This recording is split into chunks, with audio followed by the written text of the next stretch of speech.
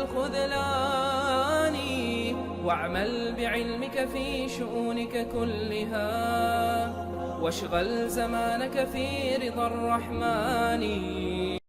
يا طالبا للعلم يرجو نفعه، اسمع نصيحة ناصح معوان.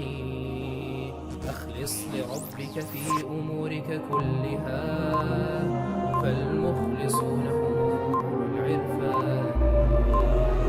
فالجهد في جمع العلوم يضيع إن حل الرياء دواخل الإنسان.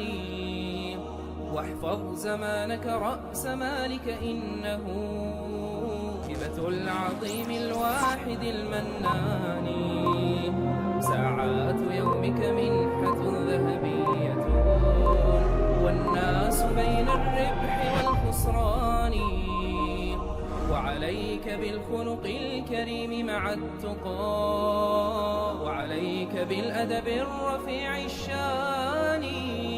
واحفظ كتاب الله واستمسك به، فالعلم كل العلم في القرآن.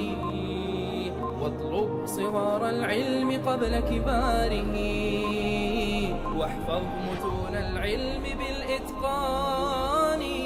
وإذا طلبت العلم فاعرف قدره، وأت البيوت أخي من البيبان.